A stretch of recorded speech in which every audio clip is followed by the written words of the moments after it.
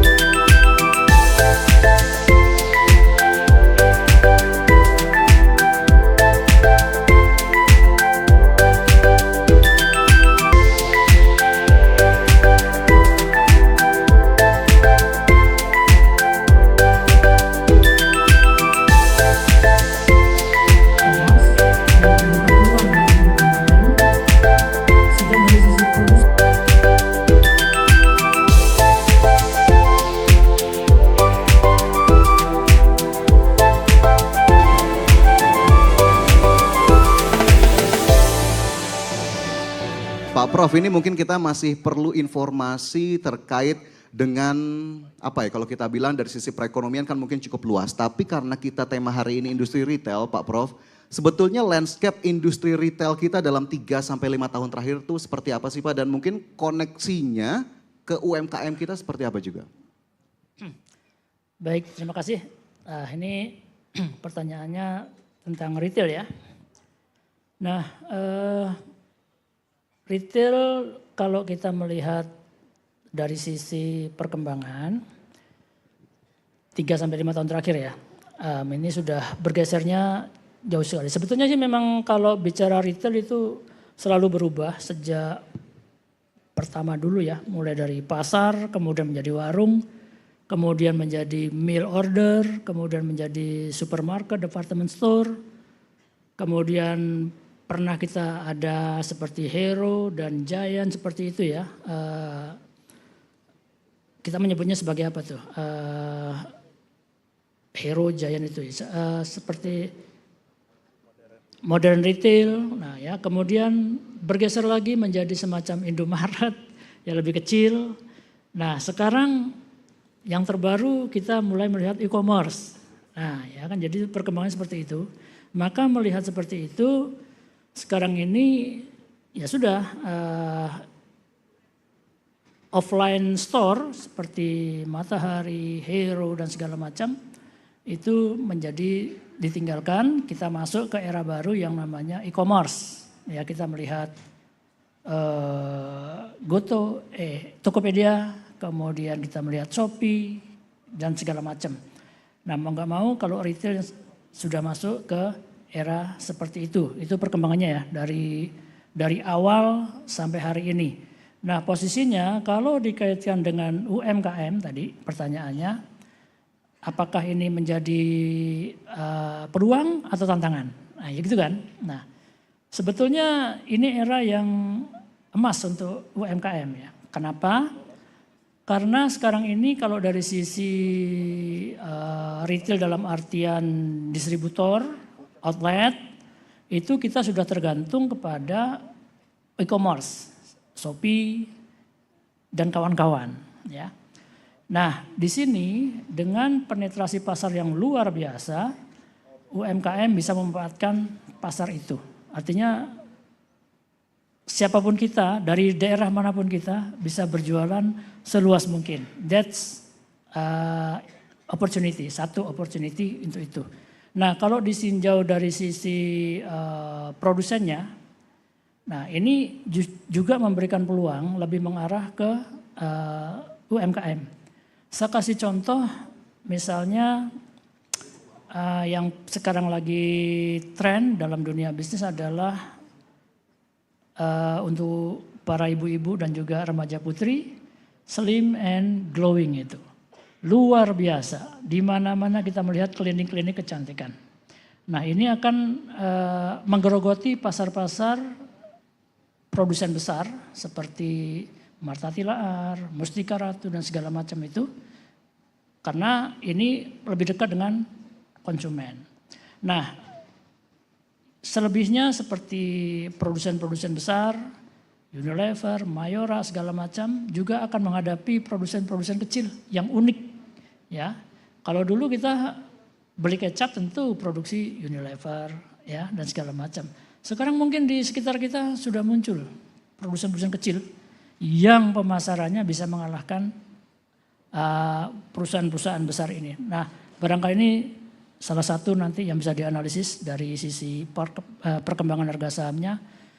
Kenapa Unilever going down cukup lama? Nah, seperti itu ya. Nah, ini bagi UMKM adalah masa-masa yang keemasan. Tentu saja tidak otomatis kita produksi kemudian langsung mendapatkan pasar. Tentu ada rumus-rumus tertentu sehingga produsen-produsen kecil bisa mengalahkan yang besar-besar. Tapi intinya begini, bahwa dari sisi retail distribusi itu sudah pindah ke e-commerce yang membuka peluang bagi UMKM.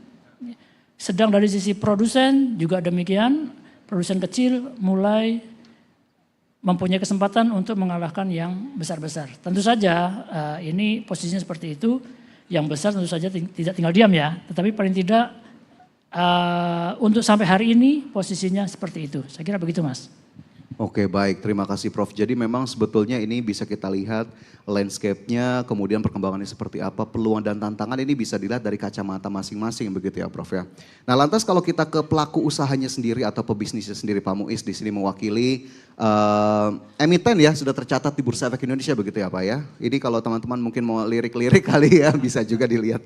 Nah kalau dari sisi pelaku usahanya sendiri sebetulnya gimana nih strategi perusahaan dalam persaingan di industri retail yang kian ketat lah Pak dari waktu ke waktu? Oke, di industri retail sendiri Mas, kebetulan perusahaan kita itu adalah platform Warung Madura Pak. Kita nyebutnya sebenarnya untuk UMKM karena belakangan lagi hype dan kebetulan brand ambassador kita Habib Jafar. Nah kalau tahu Habib Jafar mungkin, oh Warung Madura gitu kan. Nah platform kita, Warung Madura pertumbuhannya sangat pesat Pak. Sangat pesat dan banyak sekali di seluruh Indonesia. Kalau saya lihat ada shifting perubahan yang baru. Benar tadi yang disampaikan Bapak Dekan bahwa pergantian dari dulunya di warung, pasar becek, pindah ke modern trade, pindah ke e-commerce. Rise of e-commerce sepertinya mulai cooling down. Mulai cooling down. Ternyata after pandemi adik-adik kita Gen Z, Gen Alpha berubah cara pembeliannya. Berubah cara pembeliannya. Mungkin di e-commerce mulai mencari produk-produk yang waktu tunggunya masih ditoleransi. Tapi yang waktu tunggunya tidak bisa ditoleransi seperti kebutuhan sehari-hari, air minum, sampo, sembako dan sebagainya, dia berubah. Dari yang tadinya ke modern trade, supermarket merah ataupun biru, ya kan, itu pindah ke warung. Karena adik-adik yang sekarang behaviornya dia tidak suka menunggu terlalu lama. Jadi penyelesaian satu transaksi di modern retail itu kurang lebih 7 sampai 15 menit. Kita sadarnya datang nunggu gitu kan. Sedangkan di warung apapun itu, warungnya warung Madura ataupun warung Kuningan dan sebagainya, itu kurang dari 5 menit. Beli langsung bayar pergi. Itu juga terefleksi dari pertumbuhan kris kita di Indonesia yang infonya kemarin sampai 2.000 triliun setahun Pak katanya.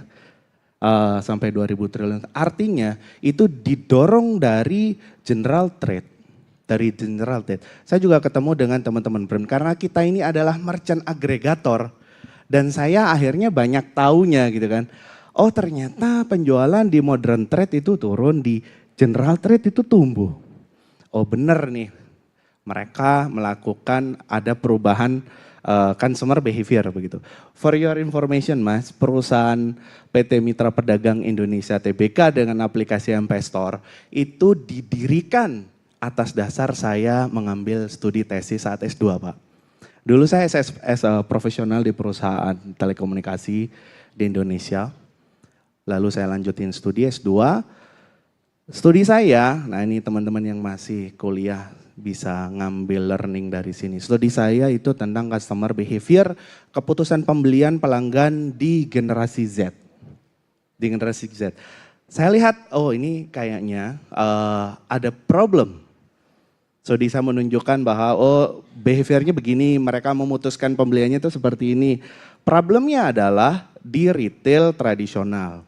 Sehingga kita ciptakan sebuah sistem atau apps yang ngebantu warung-warung ini bisa tumbuh. Dari 2018 kita luncurkan di Play Store, ternyata di buy-in sama market, banyak banget yang menggunakan. Pandemi datang. Pandemi datang 2020, starting kita PPKM kalau masih ingat, ternyata warung tradisional itu menjadi alternatif pertama untuk membeli kebutuhan sehari-hari selain modern. Karena paling dekat dan beli dan dia bisa, waktu itu udah ada teknologi kris. Dari situ saya mau mulai bisnis ini dan teman-teman yang masih kuliah, kalau lagi ngerjain skripsi, nah itu lakukan dengan benar. Karena banyak sekali tech founder di US.